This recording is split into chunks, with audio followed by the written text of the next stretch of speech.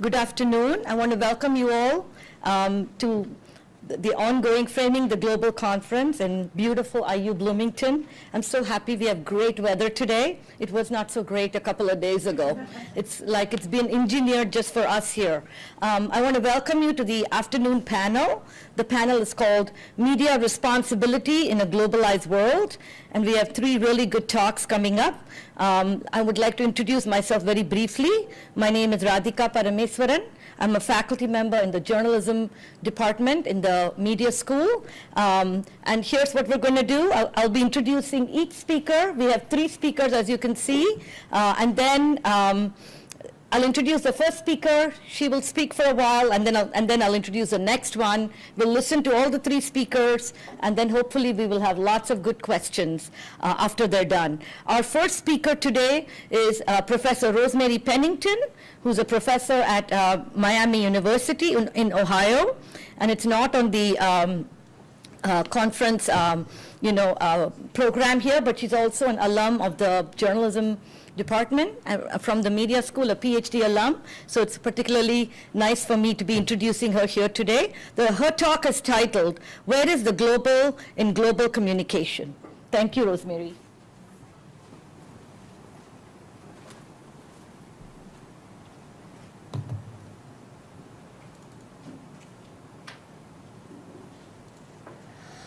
Thank you for that introduction, Ronica, and thank you to the organizers of the conference for including my paper in this conference. I'm really excited to be here and be back, especially because I was involved with Framing the Global early on, and it's nice to sort of see where the project is sort of moving to now. My project is very much a work in progress. As all academics, I promised more than I could deliver at this particular point in time, but even though it's preliminary work, I think it's pointing me in some interesting directions that I'll talk about here in a moment. The kernel for this project really started when I was a master's student at IU. I did my master's and my PhD here. And one of the projects I took part in was a meta-analysis looking at sort of the field of development communication, trying to understand what the frameworks were being used, who was doing the research, what places were being studied, and thinking about this particularly as ICTs were becoming increasingly talked about in relation to development communication and the issue of globalization and global studies. We looked at papers from 1998 to 2007, so we are sort of building on the work of prior scholars who had done similar work in the past. Unsurprisingly, perhaps, we found that most scholars were writing in the global north about the global south. I'm sure those of you in the room are not surprised by that.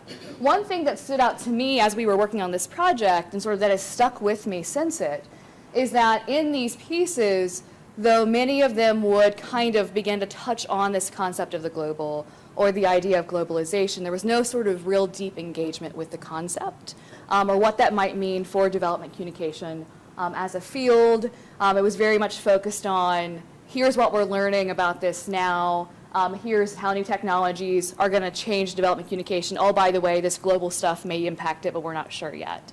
And so that just kind of sat with me in a way that just sort of nagged at the back of my brain as I went through graduate work. And now I'm in a place where I can actually do this work, so that's what I'm starting to unpack now. Particularly as I think about sort of the overall goal of Framing the Global as a project. And this is a quote from the introduction that Hillary wrote for the book, which sort of is setting a stage for the project overall. This idea that its goal is to discern how transnational connections are anchored in particular places and practices.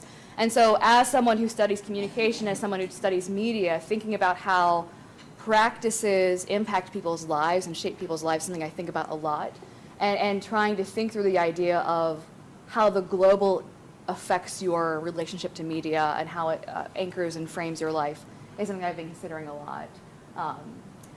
In the early 2000s, there was sort of a swath of stuff that was being published and created that was looking at this issue of global media. So this is one journal that is still published, Global Media and Communication, trying to get at this idea of global media, global communication as a field, perhaps, that might be different from international communication, and that might tackle different issues and approach it from a different framework. Global media and communication is interesting in that they attempted to create this sort of board of editors that are from different parts of the world, to attempt to sort of decenter the West in their approach. Whether it's successful or not is a open question, but there's been attempts to try to sort of embrace a more global approach to global media.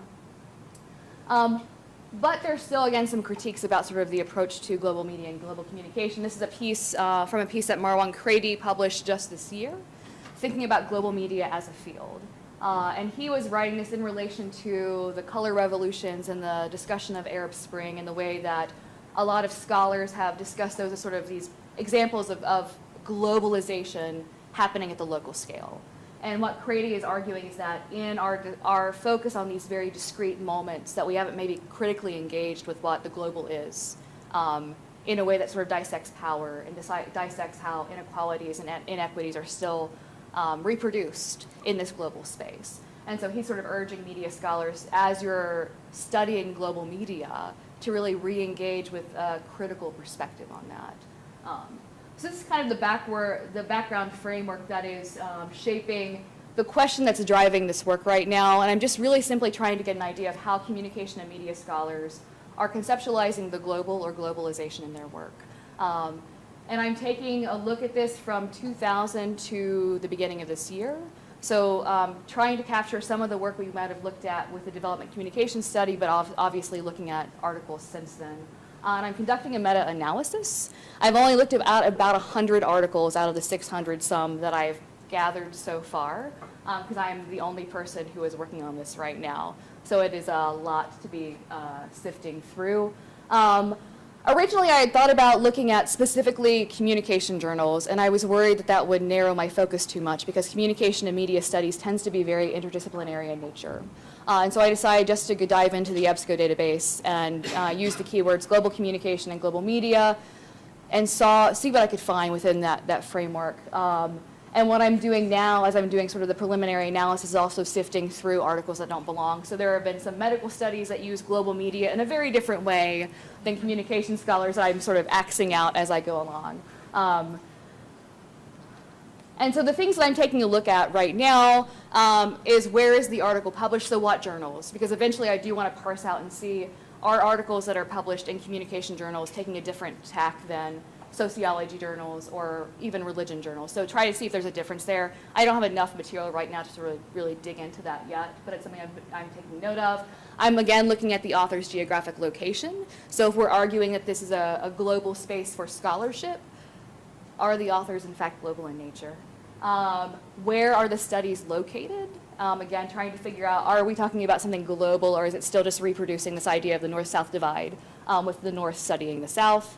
What the article's about, and then again, how they discuss global or globalization in their work. And so there are two kind of main themes I'm teasing out right now, which I'm sure the more I go into this, it'll become more nuanced and probably more will appear. But the first, I don't think either of these are going to be surprises either, is this idea that a lot of communication scholars are dealing with this concept of the global as a space in and of itself. That's deterritorialized in nature in sort of an Apollodorian sense. One that is shaped by networks, and network discussions, network terminology comes up in a lot of this work right now because so much of it is focused on ICTs and new communication technologies, and there seems to be a particular interest, focus, overemphasis on sort of the role of new technologies and sort of the creation of this kind of global space. But also exploring the idea of people being networked and how networks that are of humans that exist in spaces may be creating a global media space that's using the apparatus, but actually the space is created through those interactions of individuals, which I think for me is the more interesting track and what I tend to study in my own work. Again, a space that's constituted by the exchange of information as well as interaction. So it's one that's built on, yes, the exchange via network of information, but also the interaction of users, right? So a space that is constituted by the people who are in it and are using it. And I think for me, this interesting tension between it being both borderless and bounded. So there's a lot of kind of utopic discussion in this work on the idea that this global media space is one that transcends national boundaries, right? That bring us all together. That can unite diverse perspectives, ideologies in a space where you can have a free flow exchange of ideas, but there are also scholars who are arguing it's still very much marked and bounded because it's regulated. So it's regulated by particular national laws.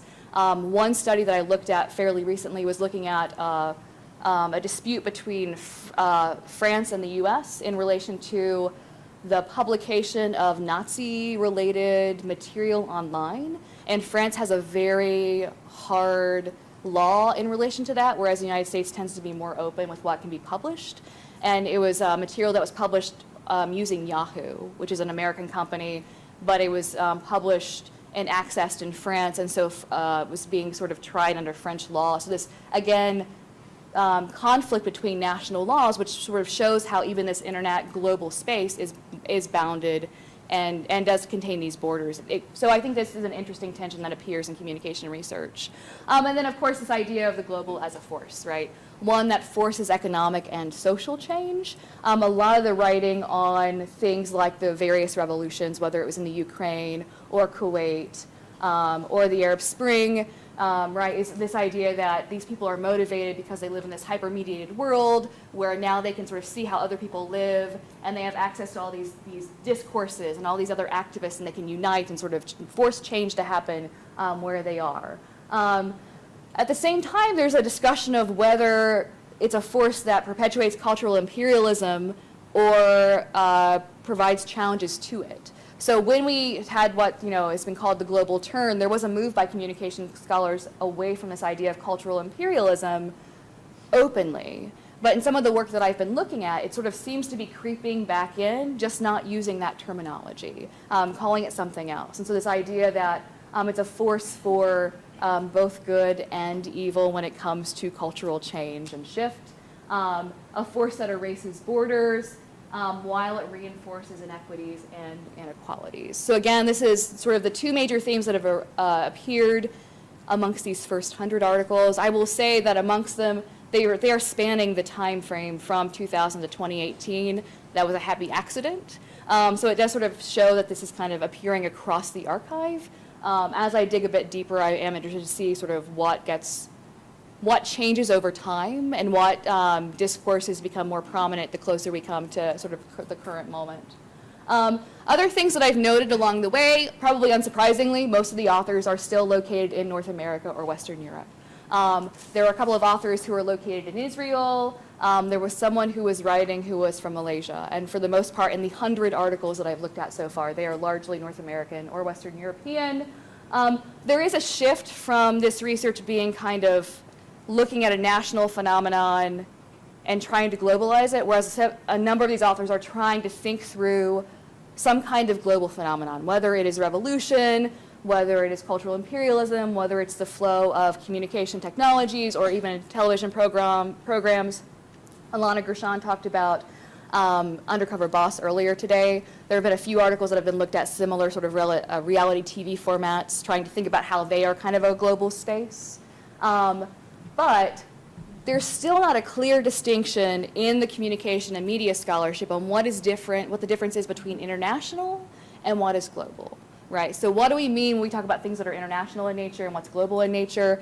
Or do they orient us differently? There's a journal, International Communication Gazette, and then there's the Global Media and Communication Journal. Are they doing different things? Are they thinking about sort of international and global experiences differently? There's not a clear consensus around this yet that's developing. And no necessarily shared conceptualization of what makes something global, which again is probably unsurprising to all of us in this room.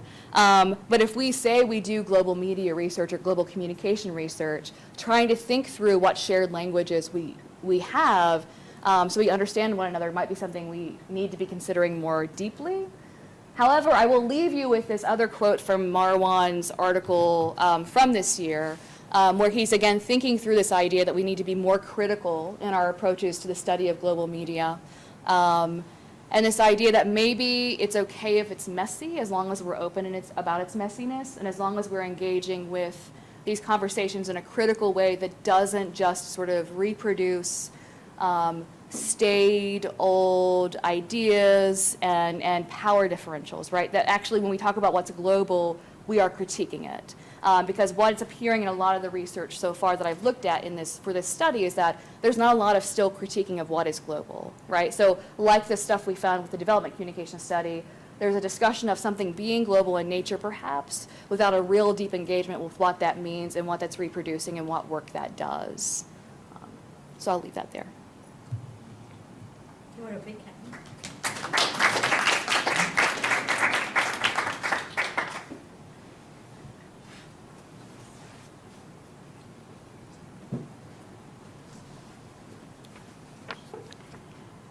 Our next speaker is Professor Susanna Evans Comfort from the Media School, also the Journalism Department here at Indiana University. And this time I get to introduce a colleague, so that is another pleasure, going from alum to colleague. Her title is Responsibility, Vulnerability, and Climate Change Toward a Model of Influences on Climate Journalism in Developing Countries. Thank you, Susanna.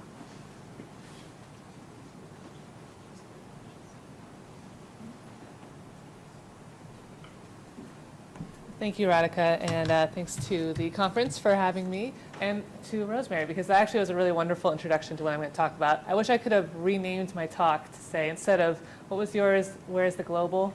Mine's, where's the global and global journalism? Which would have been a good compliment to yours.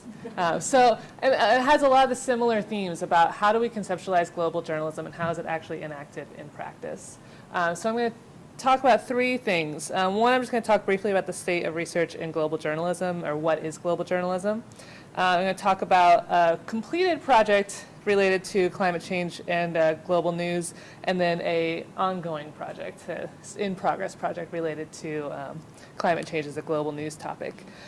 So when we think about global journalism, this has been a topic probably around the same time frame that Rosemary was talking about, the last 15 years or so. A lot of interest in what can global journalism do? What does it mean to be a global journalist or to do global work? And there's been several different perspectives on it. The one perspective, there's Peter Bergles, who some of you might know. He's a Swedish researcher who's argued for the idea that journalists owe it to audiences to globalize their work.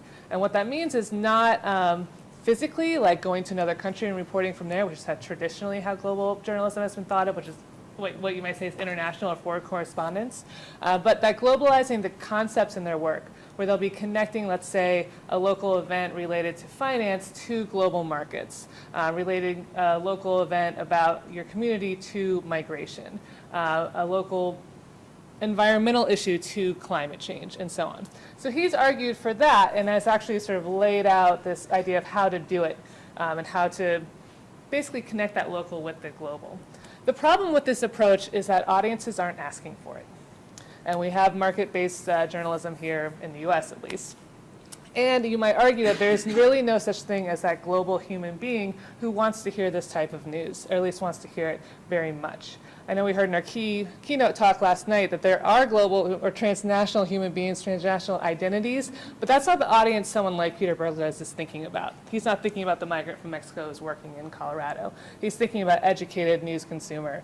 And the critique of that is he's actually thinking about other academics like himself, who are part of an elite group, who are highly educated, who are global in their thinking, and who are well-traveled and so on. So the other perspective, which Kai Haffis, this person who's really promoted this idea, is that it's sort of a farce to think of journalism as global. It's always local and it's always national and bounded by the national. That national journalism culture is very powerful, and most of our research has looked at it in that way. You see buckets of what is Russian journalism like, what is Canadian journalism like, what is UK journalism like, and so on and so forth. And it's a very difficult challenge to break out of those buckets. So the way that I have been trying to think about it is more the conceptual way, which is what is the global topic that can be related in journalism, and then of course what is the responsibility of journalists to be relating it in a global way. Is Kai Haffis right, or is Peter Bergles right, or are we someplace in the middle in terms of how global topics are conceptualized in the news? So one project that I did, well, a lot of my research is focused on climate change in particular. I don't have to explain to you guys why climate change is a global issue. We have shared responsibility when it comes to climate change and unequal risk in terms of where you live. So this is a perfect topic that would be ideal for doing something like global journalism. We have connecting a local event to global flows of energy, of pollution, and of power. And so what I did was I did a research project for my dissertation, Radhika knows about, that was looking at global journalism in the Philippines, not global journalism, climate change journalism in the Philippines. And I picked this case as a northern scholar studying the global north or global south. It just happens. Because the Philippines has a free press, because they are one of the most vulnerable nations to climate change, and it is very much on the news agenda there, at least in recent years. And I had done an initial content analysis and later did field work. And I really learned, I suppose with the hubris of a faraway scholar, how much I had not learned from doing content analysis. That really doing field work is so critical to understanding how things are made and why things are done the way they are. So I went to the Philippines and interviewed journalists who had reported on climate change with, in my mind, this preconceived notion that surely they must care about the fact that the Philippines is a victim in this story, right? They are responsible for a tiny fraction of global emissions. It's coming from China, it's coming from the US and the EU. Isn't this the framework in the way that they're talking about it, this global framework? Well, surprise, they were not.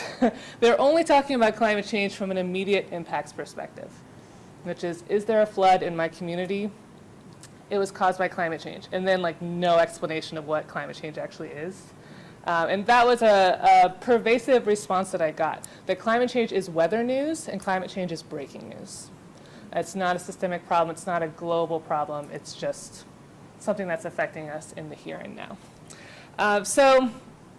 What I learned from doing that project was that I had been stuck in this academic mindset, the mythical global perspective that I had been hoping to find. In practice was really not there on the ground. But I do think that there are global flows of influence in how journalism gets produced on global topics. So I wanted to see if there's another way I could get at that question, not through interviews, since it's too expensive to travel the world and interview people all the time.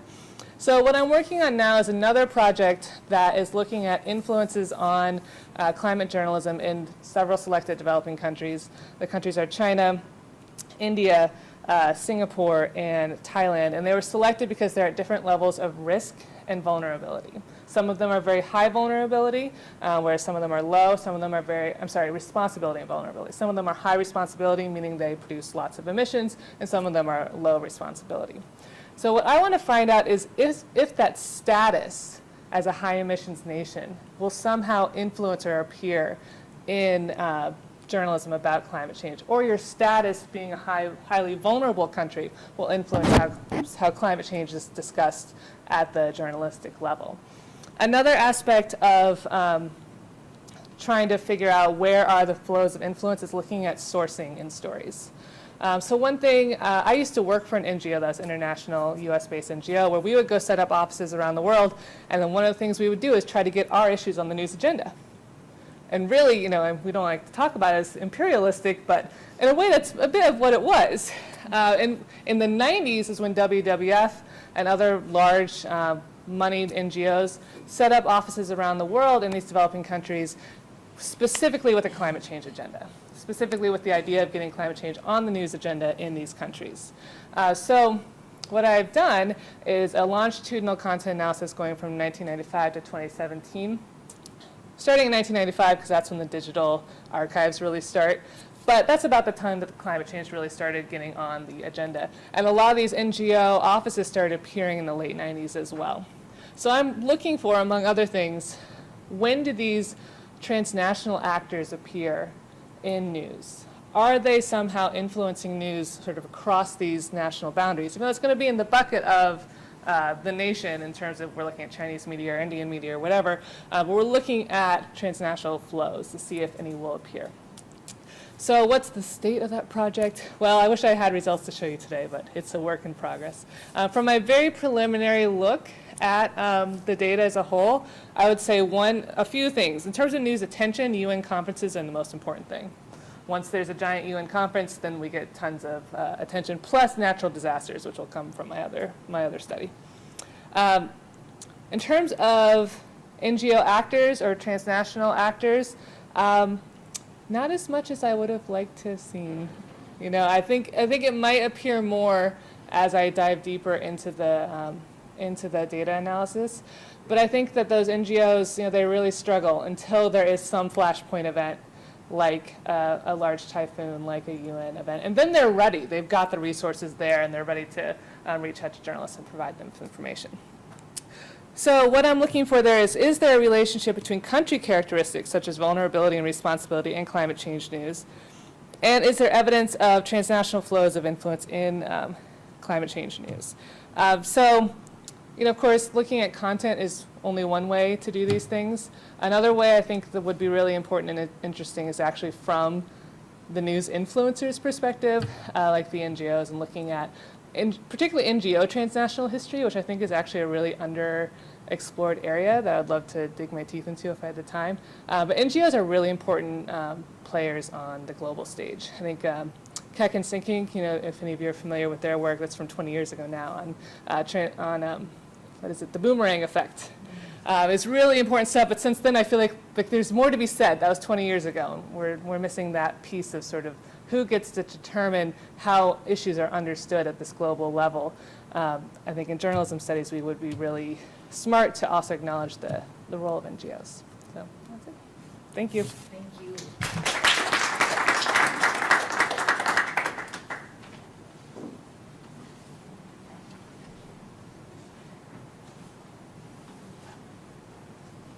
We're on to now our third and last speaker on the panel.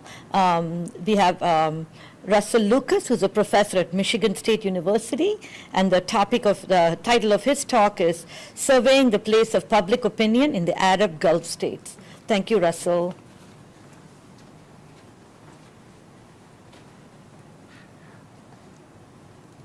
Well, thank you, and thank you for the introduction. Thank you for having me here today, to everyone with the Framing the Global project.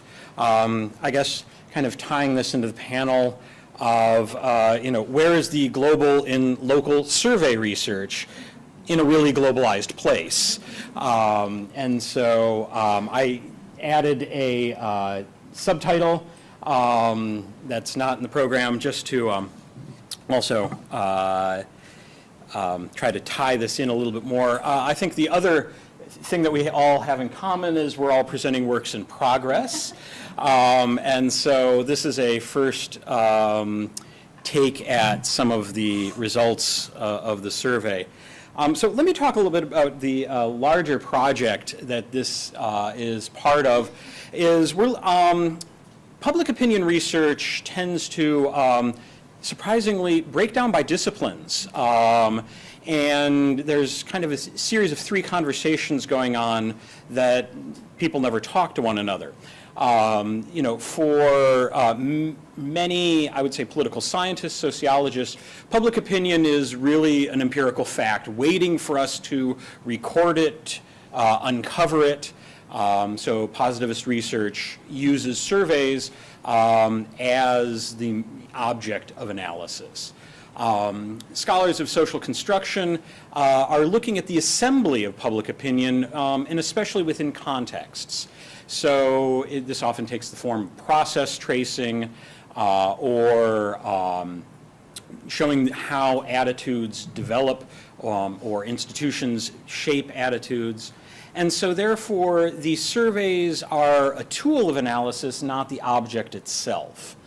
And then there is the, I would say, more post-structuralist school or linguistic schools that use public opinion in some ways as more of a speech act rather than a social fact. This is the reification of elite, and be that political discourse or academic discursive power. And so public opinion is, well, the people want me to lead them. And so therefore I legitimate myself through these types of speech act, and surveys are showing the power of this reification, or perhaps that public opinion actually doesn't exist, as Pierre Bourdieu would have it, that really we need to deconstruct the positivist assumption of public opinion, and really surveys are not the object of analysis, but the tool of manipulation itself. And so these three conversations proceed as if they don't exist with one another.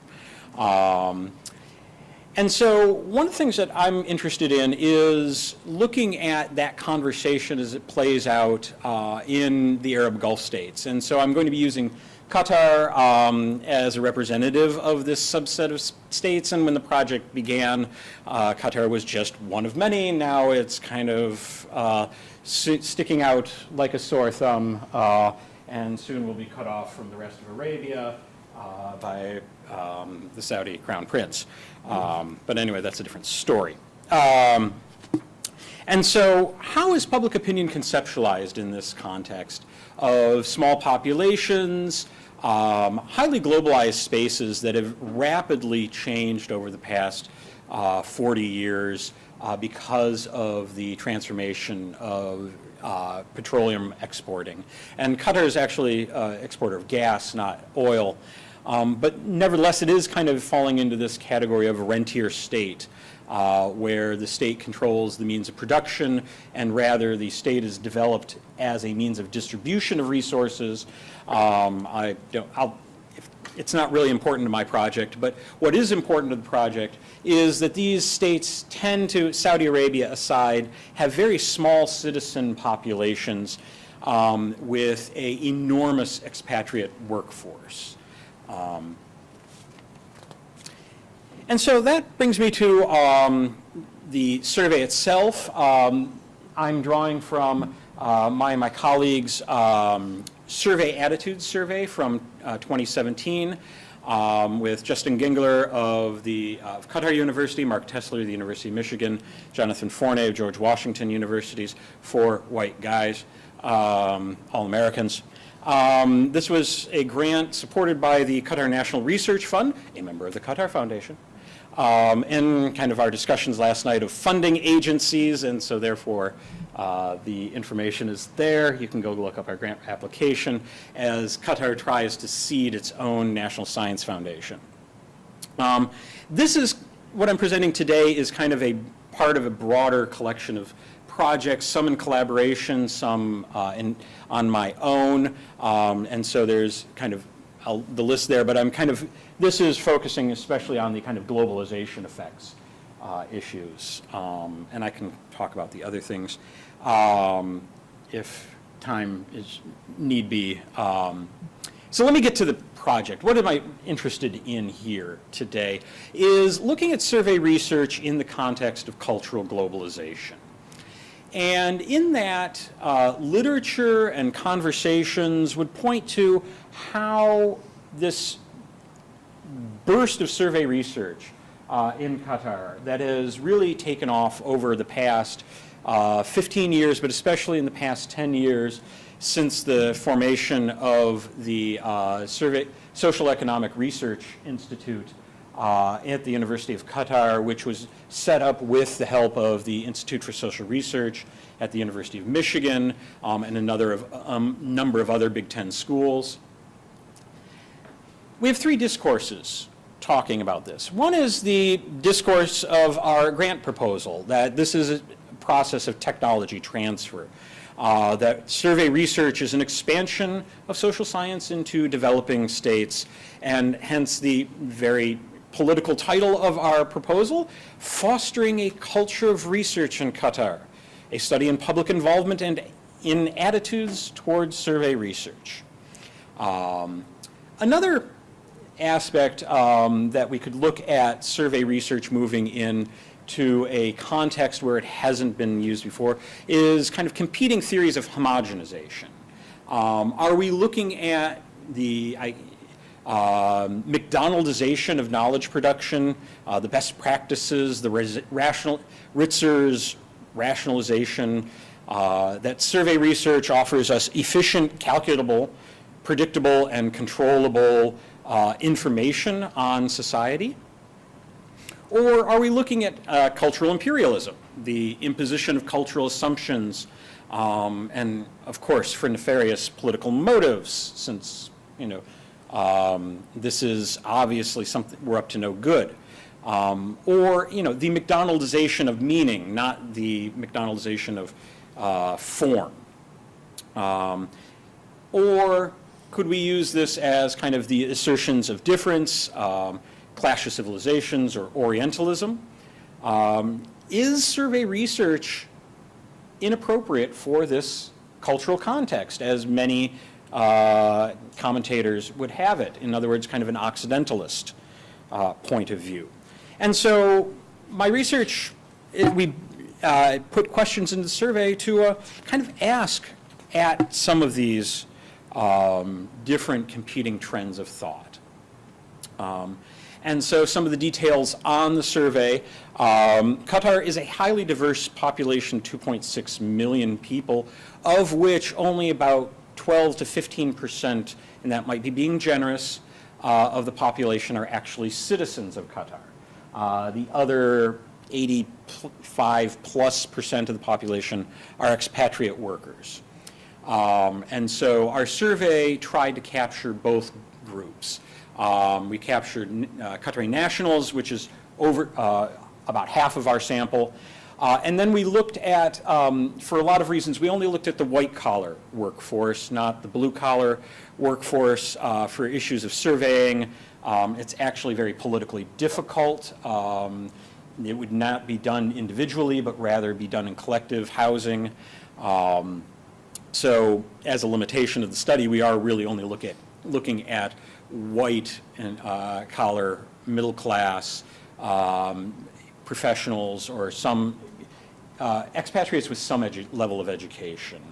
And we surveyed Arab, South Asian, Southeast Asian, and Western expats. And so it's a nationally representative survey, face-to-face interviews, and I'm getting warned at my time. So I will move on. So now all the fun bar graphs. First of all, asking, is survey research methods have been imported from Western countries and will not generate accurate results, from points of agreement in green to points of disagreement in red, and kind of the intermediate, somewhat agreeing, somewhat disagreeing, strongly disagreeing on that statement. There really are no differences in the groups, that there tends to be more disagreement than agreement. That it's survey research is probably, yes, it's been imported from the West, but it's going to have accurate results. Is participating in surveys against Qatari traditions and values? Qataris don't think so, for the most part. On the other hand, other expatriates kind of tend to agree more. And so there are statistically significant differences between groups, and I don't have the predicted probabilities calculated, but it's significantly much more likely that someone from the Westerners would say yes or strongly agree with that. In looking at issues of homogenization, there tends to be strong agreement that each country does have its own distinct attitudes, and so there is a notion that there is such thing as cultural difference going on, and likewise, there is strong agreement that there is a Qatari way of thinking about important issues and concerns. And so once again, in these two issues, looking at homogenization, no real differences between all the groups. Are surveys of public opinion frequently used to manipulate or mislead people? Here we do have some differences between groups. Qataris, and to a lesser extent Arab expats, tend to disagree that surveys are used to manipulate. In contrast, there's much stronger senses of agreement among Western, South Asian, and also Southeast Asian respondents to these questions.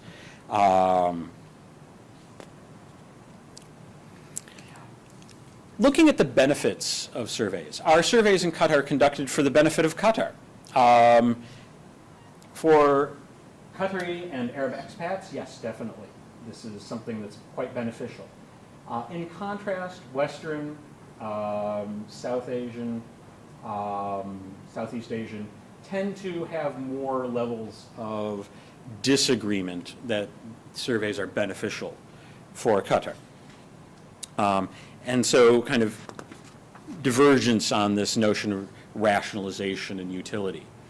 Our surveys conducted for the benefit of foreign interests, tackling cultural imperialism question kind of head on here. Qataris would say no. And to a lesser extent, Arab expats, Western, South Asian, Southeast Asian, tend to agree a lot more. And so we do see, once again, statistically significant differences between the groups, but overall kind of general disagreement. So let me kind of try to pull these things together. So among Qataris and expatriates, there is an agreement on the part of our respondents that seeing survey research as part of a process of technology transfer that is generally beneficial. But there is some greater cynicism, I would say, on the part of expats, and especially Westerners, and South Asians, Southeast Asians, to a lesser, not so much Arab expats, that survey research may not be appropriate or as beneficial in Qatar. Now, the other thing that testing kind of is this a process of homogenization? We're not able to directly access that, but there is a notion that there is kind of certainly a felt or assumed differences of culture for which survey research is appropriate in cross-cultural settings. So there isn't this notion of a feeling of globalized culture in a place like Qatar.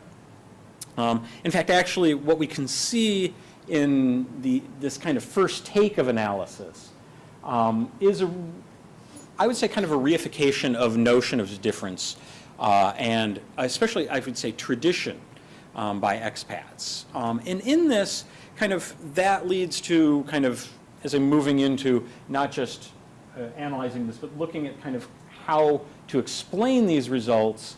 One is kind of questions of Orientalism come up on the part of especially Western expats in Qatar. And looking at kind of issues of economic hierarchy in Qatar, but also kind of a inverse flip of that in some ways of civilizational hierarchies. Or maybe not inverse, but the kind of mixing of the economic hierarchy in Qatar, where the Qataris are on top, and then moving from Westerners, South Asian, Southeast Asian, but where is the place of South Asians, Southeast Asians in a civilizational hierarchy in Qatar as compared to the economic hierarchy? If you're really interested in this stuff, which I'm not sure this audience will be, these are the ordinal logistic regression coefficients that I will be happy to attempt to explain, but usually rely on somebody else to do that for me. And I didn't have time to turn those into anything more than nice little bar graphs for you. But just to, one of the points that I'm mainly looking for is I'm looking for stars of the statistically significant differences between these results. And so these are the values of, as compared to a Qatari respondent, how much more likely would you agree, or in the case of a negative number, kind of agree or disagree with the statement, knowing that some of these were, of course, like the values question was on a kind of inverse scale.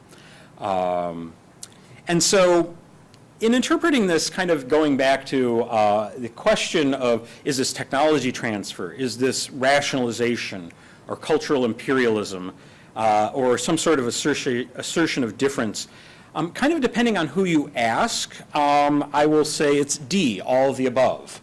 And so that gets us into questions of interpretation beyond kind of looking at this. But I think one of the interesting contributions that this study is making is that we're able to look at not just kind of discourses of globalization, but how those are received. And especially in a place like Qatar, where Qataris are often kind of, on one hand, enormously privileged, but also their voice is often lost. And so for a place where survey research is new, in a lot of ways, there's a high degree of acceptance of Western survey research. But also, what is another kind of more interesting factor for some of my social science colleagues is we're able to essentially run a cross-national survey in one country. So I can talk more about that since the big hook is about to come out and get me here. So I will wrap up. So thank you very much. Thank you.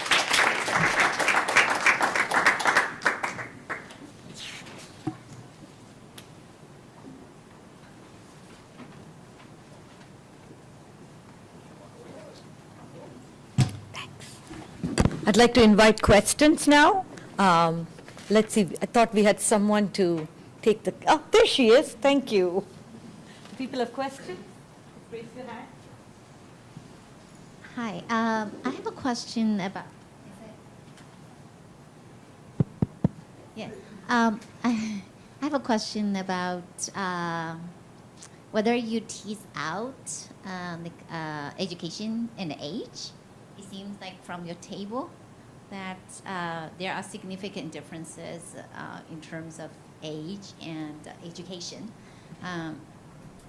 So I just wonder, so my question is, after you control the variables of age and education, do you still find significant differences across different groups of the country, different groups of people who are from different countries?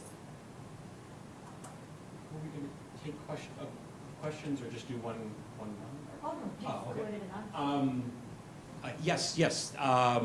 We do, in the regression equations, there are controls for gender, education, age, and whether someone has participated in the survey before. And even when those are controlled for, kind of regional origin is still often significant, even when those are controlled for.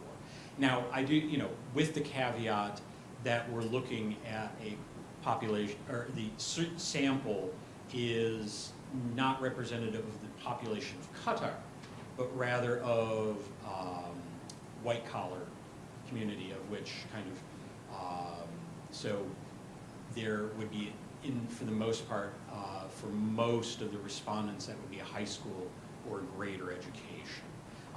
And in some cases, education actually itself is a significant predictor in terms, well, actually in most things it is, but the magnitudes of the effect are not often that great.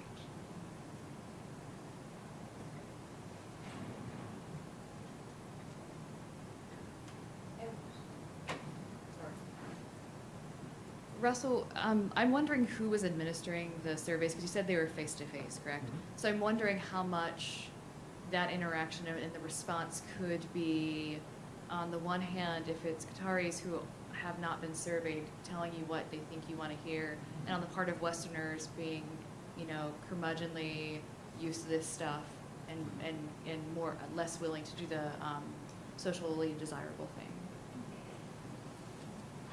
Okay, yeah, that's a really, it's actually something that my colleagues at Qatar University have really looked into. And first of all, the surveyors in the field are often either Qatari or Arab, are bilingual.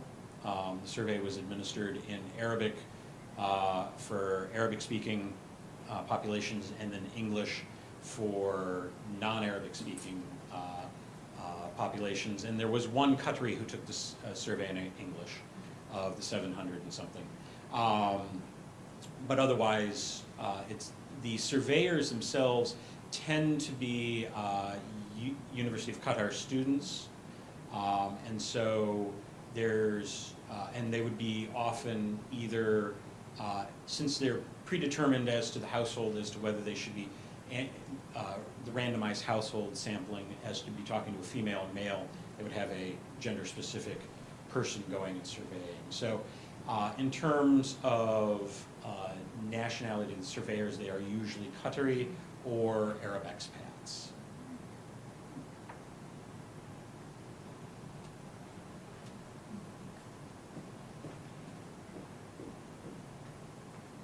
I want to start with the Qatar presentation. I don't get a sense of what you're asking in the surveys and how you're asking. I know you're using the Qataris to ask the questions, students who are helping. Questions might be in Arabic, but what kinds of things are you asking?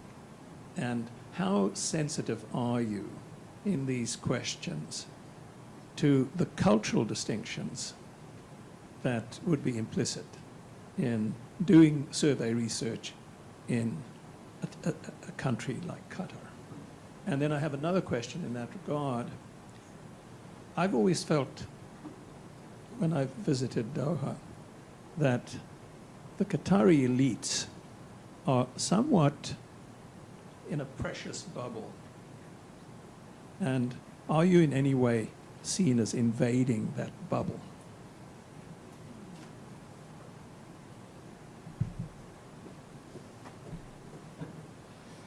No, these are really important questions. And cultural sensitivity, the purpose of the survey was to capture these questions, but it was a very long survey on asking about survey experience, people's attitudes towards surveys, and definitions of public opinion, as well as media usage. And so in terms of issues of cultural sensitivity, this really doesn't poke those issues in the same way that, say, the World Values Survey would, in asking about, well, there were some questions that they just dropped from the Qatari version of the World Values Survey. And I think one of the things is that because this is the University of Qatar, its purpose was set up by the Qatari elites to generate knowledge about the country itself, and so there is a good degree of support from above for the institute and for the university. It is the national university as separated from the Qatar Foundation universities from outside of Qatar, and so.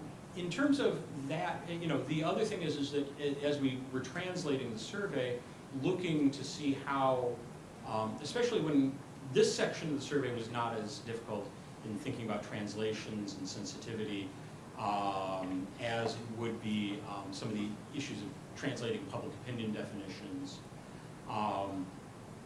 And yes, Qatar is not a democracy, and that is kind of certainly quite apparent, but in this type of survey, in some ways when we were putting in the foundation application, when one of the catchphrases of kind of maybe 8-10 years ago was challenging Qataris to think, to imagine, for which you probably were in Doha with all of these quite visible markers of that. We use that language in the application of how is this being imagined. And secondly, the Institute was using this, and my colleagues at Qatar University are also very much interested in the effects of survey fatigue on Qatari population. Given such a small population, even in the 10 years that they've been in existence, If you're running about 8 to 10 surveys a year where you're surveying about 1,000 people, at a certain point in the near future, mathematically, you will have surveyed everyone of the citizen population. And so in some ways, they were very interested in that. Although we actually found that previous survey experience was reasonably consistent across populations. The Westerners and South Asians had been surveyed a bit more, but it was not statistically significant differences in how often people had been surveyed.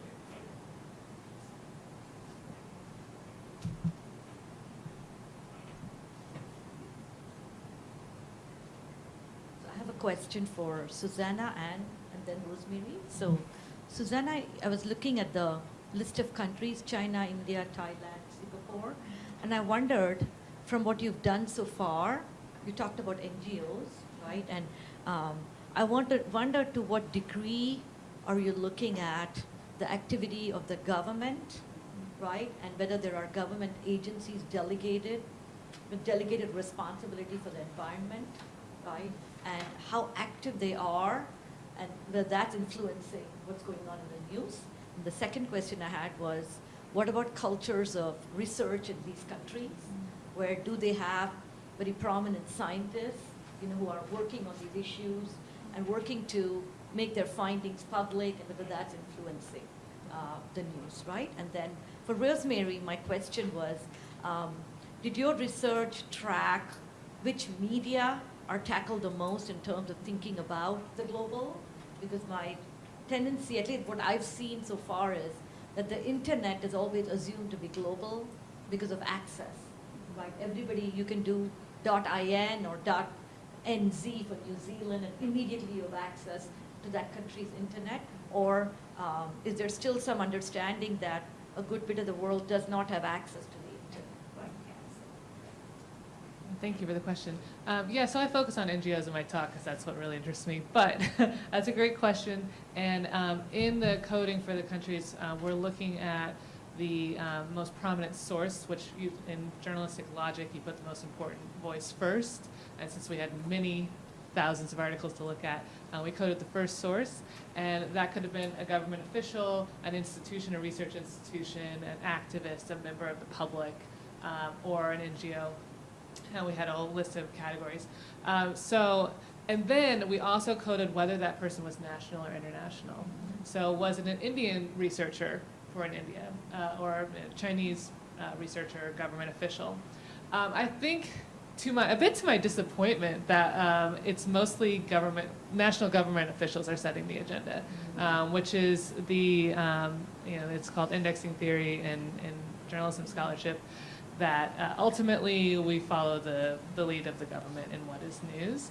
And I wonder if we might see a stronger effect for that in some place like China that, of course, has state-run media. So I think what we'll see is a lot of influence from government. I do wonder if around these big focusing events, such as UN conferences, then science voices and activist voices, and perhaps even the occasional member of the public will make an appearance as the first source in the story, which stay tuned and I'll let you know. It's interesting that you raised the point about the internet, because one of the things we were looking at in that first piece that sort of inspired my interest in this was this issue of ICTs, Internet Communication Technologies, because a lot of the discourse around development communication, which sort of, post-Daniel Lerner had this sort of rush of scholars, going into that field, and then it sort of began to die away a little bit. And with ICTs, you sort of saw scholars kind of rush back into that field, because it was like, oh, well, TV didn't modernize this country and radio didn't modernize this country, but maybe the internet will do it. And so you had all these researchers rushing back into that field with all the old theories that had not worked out in other media, repeating that, which is what we found in that piece, because of this idea that the internet is sort of a globalizing technology. And certainly in the articles I've looked at so far, there does seem to be a sort of heavy emphasis on the internet, and that's why I raised that point of like the network helping create the space. There's a lot of discussion of sort of how because of the internet, you have an economic space that's global now, or because of the internet, you have a cultural space that is global now, without a real engagement, though, with what kind of space that is, or who has access to that space. So the digital divide was very much a focus sort of in the early 2000s in the scholarship, and there seems to be kind of a nodding acknowledgement that that is still an issue, but also this sort of assumption that most people are connected and most people are online, so it's not as much of an issue for us to look at. I would say, interestingly, there is still a lot of focus on on media like television, and sort of broader cultural media productions. But it often is related back to how are they flowing through the internet. So how are you accessing Japanese TV, particularly anime, right? It's because of all of these internet spaces that allow you to participate and become a fan, even if you're in the United States or Mexico, right? So the internet is seeming to be central to these conversations. I don't want to say it's definite because I still have so much to go through, but from the lion's share of work I've looked at so far, the internet seems to be sort of the space, the media space.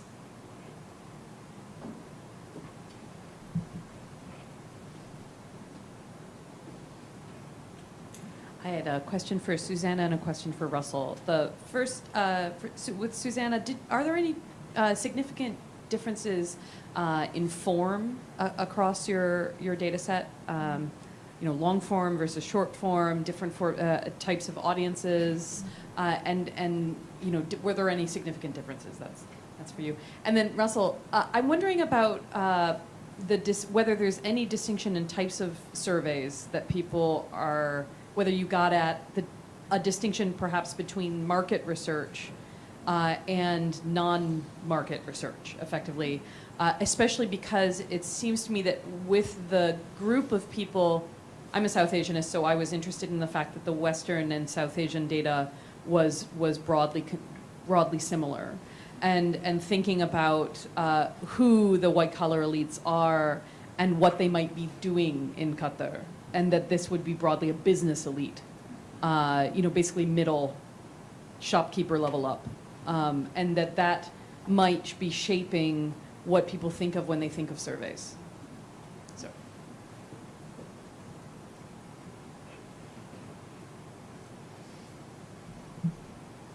Yeah, so I probably should have addressed this in my initial comments. Yeah, so what I did was I chose English language newspapers, so prominent national English language newspaper for each country.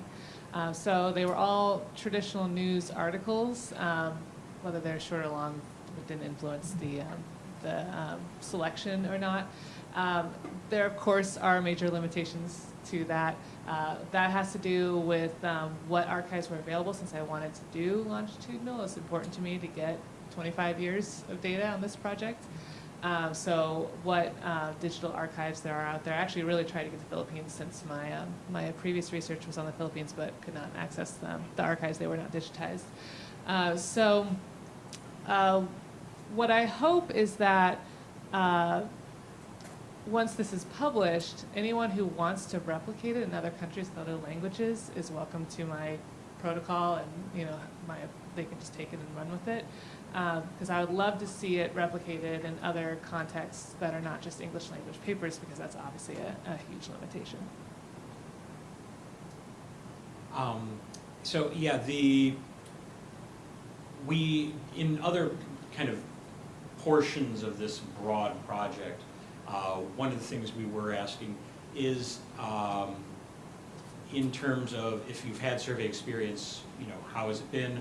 Or more interestingly, in the survey attitudes project portion of the survey, we were asking people to, in a survey experiment, if they were going to would they participate in a hypothetical survey? And actually market surveys, while are the least,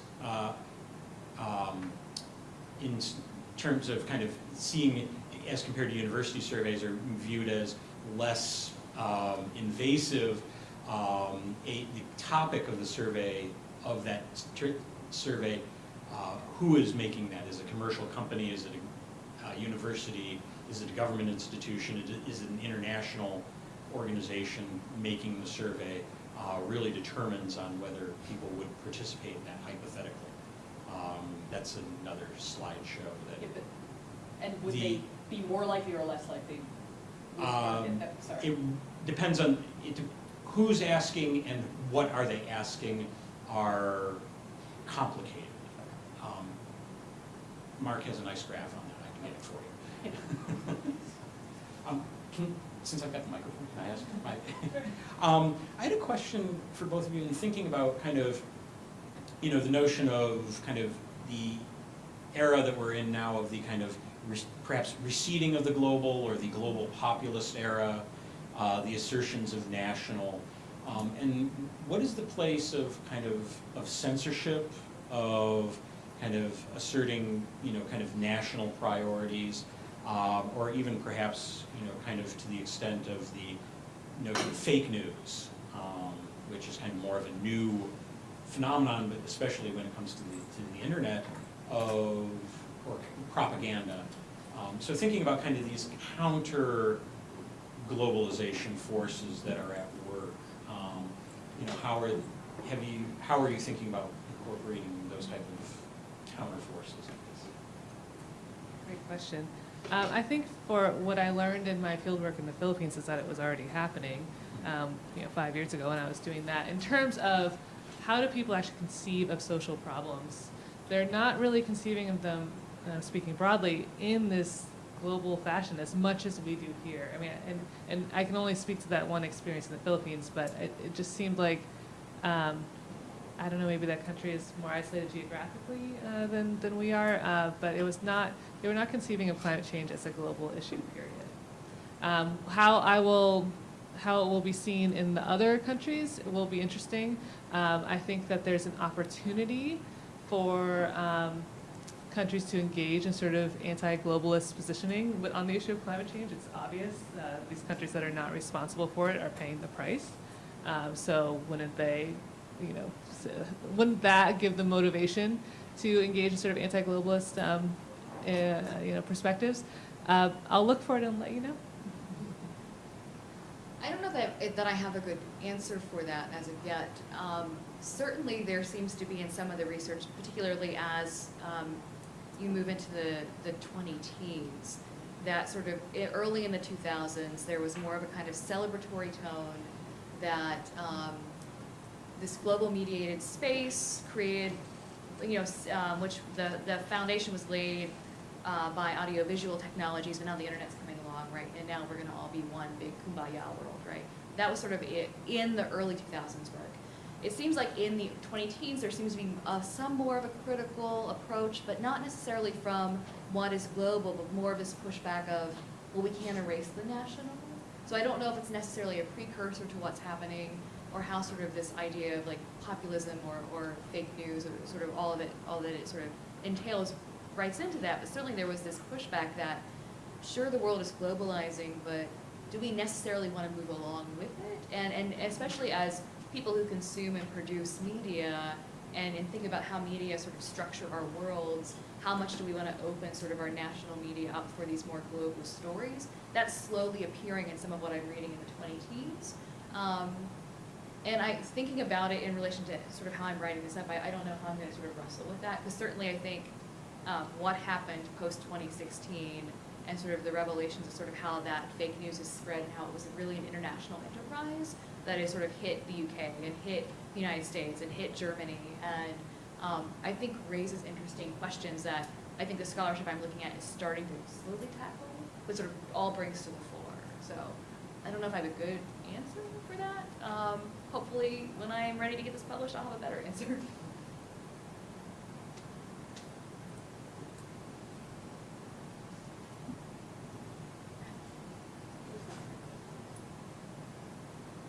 Actually, I was just headed right back to you, or to all of you, because now my question is, with this sort of post-2016 traction and with the as well as with the focus on fake news and potential resistance to global, how is that impacting? How is that? I'm thinking about training students actually. And so how have schools of for media specialty, media journalism, reacted to that as far as training students and creating the next generation of, news practitioners and journalists and media scholars? How is that impacting your everyday? I mean, are there new structures and new architecture being institutionalized that are in fact, responding to that? Probably not. Academia moves pretty slow, but I still wanted to ask, see what you have to say.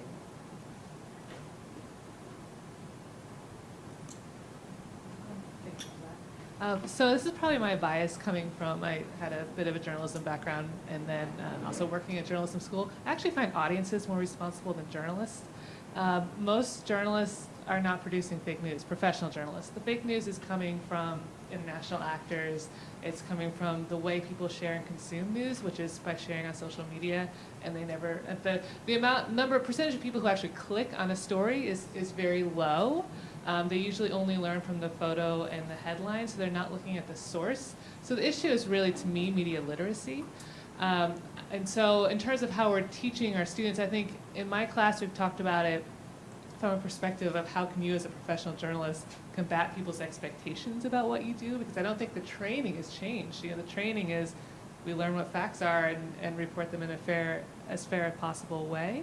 But I know we have instituted some new classes that are actually focusing on media literacy. Maybe Radhika can speak to that, because it is a sort of passion project, particularly for those on our faculty who have a long professional background to feel that their profession is under attack. And so much of it comes from a misunderstanding about what news is and how it's made by audiences. There's a Pew survey this summer that said 1/3 of Americans could not tell the difference between a fact and a statement of opinion. I also believe that Americans don't know what an opinion piece is versus a news article. They have no understanding of what those two items are, and I think part of that is due to the death of the print newspaper, where when you picked up the newspaper, you knew the front part was supposed to be facts and the back part was supposed to be opinions. Mm-hmm. Now people click from a website, if they click at all, and it's not clear what section of the paper they're looking at. So my focus is really on how to talk about audiences, but journalists, I suppose, should take some responsibility as well. I would just quickly say that, the crisis has presented, I think, an opportunity to actually talk about if there is a fake news, what does a not fake news look like, right? Because earlier, I think there was a sort of a passive sense that, I don't really have to pay attention to the news. It's just there. I'll look at it when I want to look at it. I don't know what its relationship to democracy is, but I think this moment has really provided an opportunity to talk about that in a very urgent way. Some students will respond as usual and others won't, but at least I think it's given a platform to talk about that.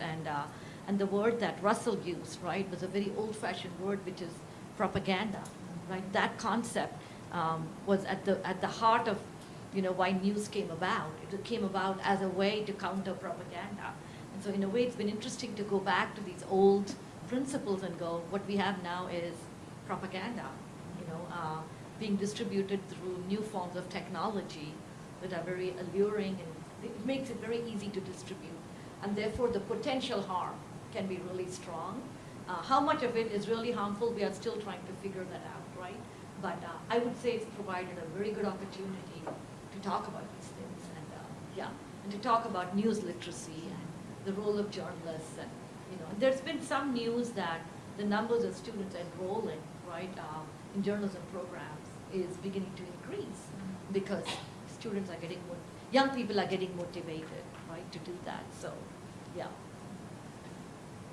Everything they said, and I would say one thing that I have been doing a lot in my teaching is I teach a lot about social empathy and how social empathy helps construct experiences with individuals unlike you, but also how it helps you attack sort of systemic inequalities and sort of think through issues of social responsibility in your reporting.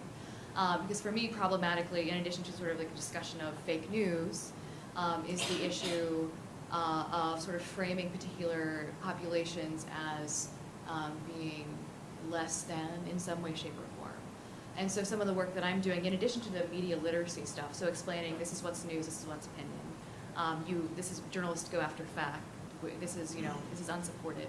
I was also taking them to this space as reporters and explain your job is in part to create these moments of not just empathy, but also social empathy. So you use this window on a story talking about migration to examine sort of the systems that have sort of put people in this position and trying to push back at those really sort of simplistic frameworks that particularly haven't been circulating the last several years. And I'm teaching freshmen, so it's going to be a while, but that's sort of part of my approach. I don't know how else to do it in a way that is constructive and still educational in the moment without sort of standing on a soapbox and screaming about what journalism is supposed to be. So that's kind of the approach I'm trying to take.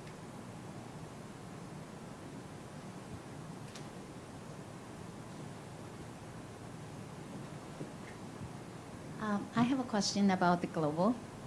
So just wondering if you find any correlation, because I know that it's work in progress, right? So both Suzanne and Rosemary. So I just wonder if you find any correlation between how the global is discussed and the policies, like whether it's ICT policies or like a global financial policy, right? So I was thinking about like in 2008, the global economic recession, and then 2001, you have this kind of dot-com bubbles and so on, right? So I just wonder, so how the issue is framed has anything to do with national, this global like policies.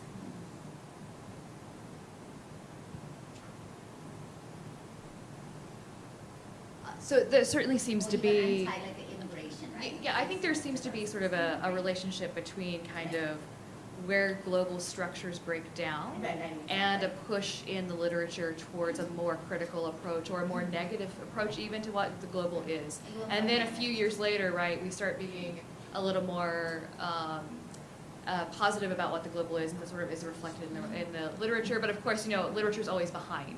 So you see something coming out, and in 2010, you're like, well, maybe that's related to 2008. But I do think there seems to be some kind of relationship. Again, I've only looked at 100 articles, so how strong that relationship is or how apparent, I don't know yet. But I think that does exist.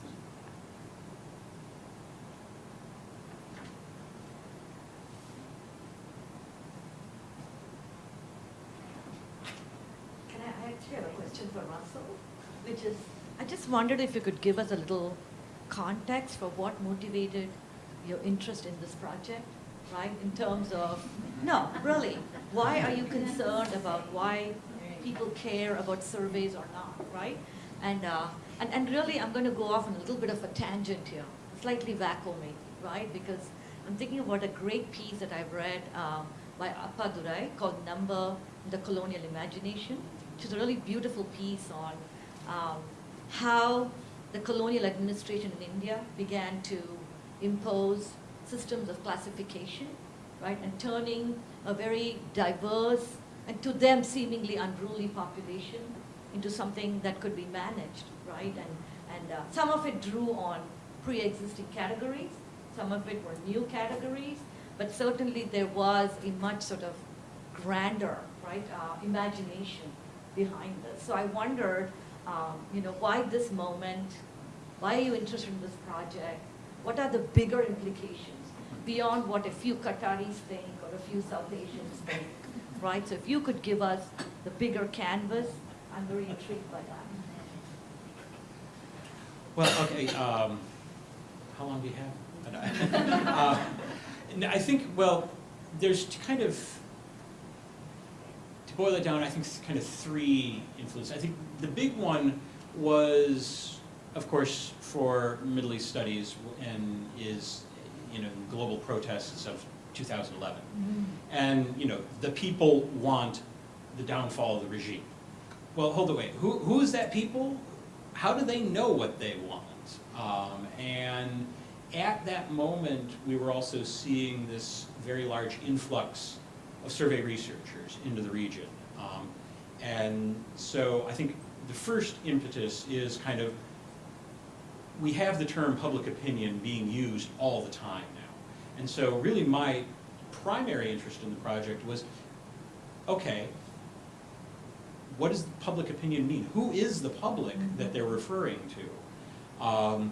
And then when you start talking about public opinion, then you of course immediately then have to turn to, is there a public opinion if there's nobody to survey it? And then getting into the construction of publics, of enumerating publics, categorizing, et cetera. And so kind of as that interest kind of spurred, kind of looking at literature like that as compared to, the World Values Survey, which is now able to operate in 8 Arab countries. The Arab Barometer, which is like the Eurobarometer, Latino Barometer, Africa Barometer. We are able to ask questions over and over again in different regions of the world, same, information. What is it, so part of that is that, but some of it goes deeper of course, in kind of a training in political science and Middle East studies.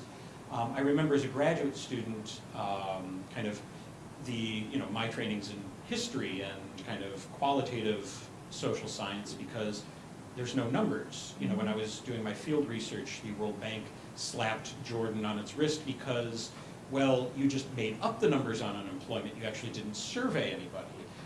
And strangely enough, when we surveyed people, the rate of unemployment happens to be twice of what you're saying it is. And maybe they asked, they just didn't release the information. And so, as a grad student, I went to the, quantitative methods class, and all of my American politics and European politics classmates looked at me and said, what the heck are you doing here? There's no numbers in the Middle East. So, and I was like, well, someday there's going to be data, and somebody's got to be able to, I want to be able to at least read it. And, people like my colleague Mark Tesler, who's been doing this for a long time, and, a lot of those issues of survey research in the region that they pointed to in the early 1980s are still with us today. You're doing this research in an authoritarian context, in very collectivist societies as compared to individualistic societies. What about the methodological individualism assumptions of survey research? And actually, in another portion of the paper where we're looking at that, it's more about the politics, the lack of political freedom in determining, shaping attitudes towards public opinion survey research than it is about this kind of social collectivist orientation as compared to an individualist orientation that really does seem that the political freedom is the main issue that is the problem, and hence kind of asking about not terribly political things that have very interesting political implications about who is the public. And so there's a lot of other parts of this project that I'm I was just tinkering with this section. Yeah. But no, I mean, I think that's, I rushed through all sorts of introductory and other material that, and so. Radhika, thank you for using the word propaganda. It's good to inject that. But my real question is for Rosemary in a minute. But I do want to say that I don't want to glorify fake news because it's a Trumpian vocabulary that means nothing. It's people who are against me. And we tend to overinflate the large significance of the use of the term. Rosemary, a quick question. You're looking at 600 journal items. And as you progress through them, I think the world is changing rapidly.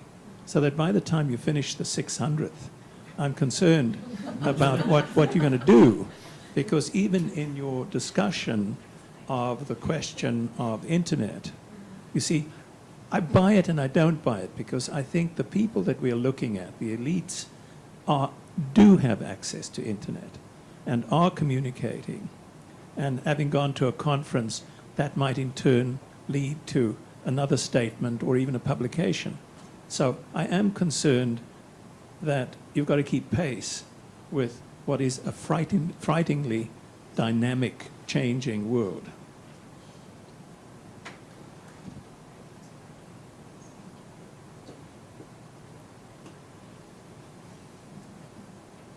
I will just respond very quickly because I think that this panel has gone long already. That's a concern I have, the fact that publication can't keep up with the way things change.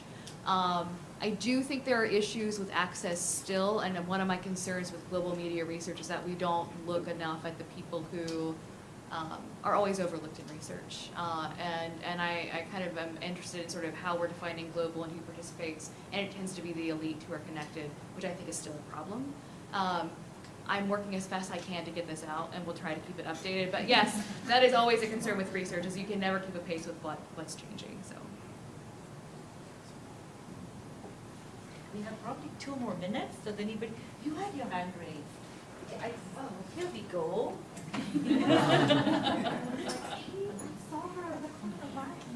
So I don't know, this might, I think some of the, I'll ask the questions because I think they've been partially answered. So one for Susanna had to do with how much of this is a global community of practice in terms of journalism and how they see themselves and how you report a story and what does it mean to be legitimate journalists? So that was one question. And the other question I have for Russell, it sort of shifted, but the Qatari Fund, why did they care? You know, I was wondering like why, you know, because like it was fascinating to hear like your interest in it, but I also like, why do they care whether people like surveys or not? So I'd be interested in hearing that.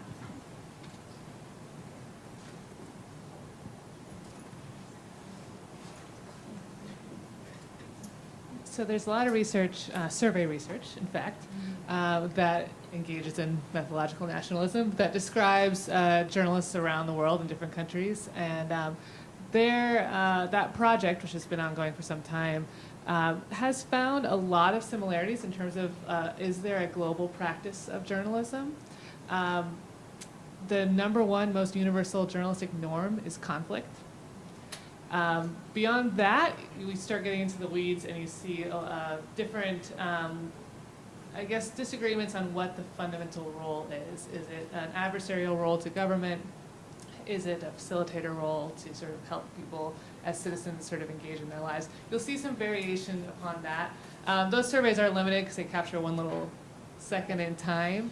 And I do think that question is relevant to the project I'm currently working on. What is the practice of journalism in China versus the practice of journalism in India or Singapore? And press freedoms is one variable we're looking at. But it is an open question in terms of, is there such thing as journalism worldwide on a particular topic as climate change that is a truly global issue? And so that's certainly something I'll be trying to get at in this project. And I just quickly want to add that, at least for large parts of the post-colonial world, journalism came out as colonialism, right, and out of Western imperialism. So many of these norms were inherited. Right. Not that there's not other indigenous practices, but nevertheless, the papers and the media that have a voice tend to be from the hegemonic center, right, English language. Yes. And so even though this journalism is excluding a lot of people, nevertheless, it is the voice of the powerful. Yeah. So that would be an argument for Susanna, what Susanna is doing, is that these are the people with power setting the agenda. So it is not insignificant to look at this media, while recognizing what leaves out, right? Large, yes. Yes, for sure. Well, I don't know what the foundation, the Qatar Foundation, the National Research Priorities is kind of trying to be a National Science Foundation-like grant-making entity. And so I guess one of the things is that this research center has gotten a lot of foundation money over the past 10 years. And one of the things I think that we were alluding to in the proposal was, have all these surveys had any effect on the population? And Qataris actually like being surveyed, unlike their Western counterparts. And actually, it's this is something that I think we need to analyze a little bit deeper with either looking at relations to other variables and questions we ask, but kind of just superficial, reactions. I think a lot of people are just in a polity -10 country, at the opposite end of democracy. People are happy to be asked their opinion about things, and this is a feedback mechanism, and so that I think the population is interested in that, whether the foundation was interested in that, and I think that survey attitude research has not taken place in the only other Arab example of that was amongst Palestinians in Israel, and that was a very stilted survey on survey attitudes, and it's generally not done outside of North America and Europe, this type of research, and we're really hard pressed to find other research that looks at how public opinion is defined outside of Europe and North America. So there's a lot of attributes that this type of research hasn't been done outside of kind of the OECD countries. Well, I think we're out of time, so let us thank our panelists again.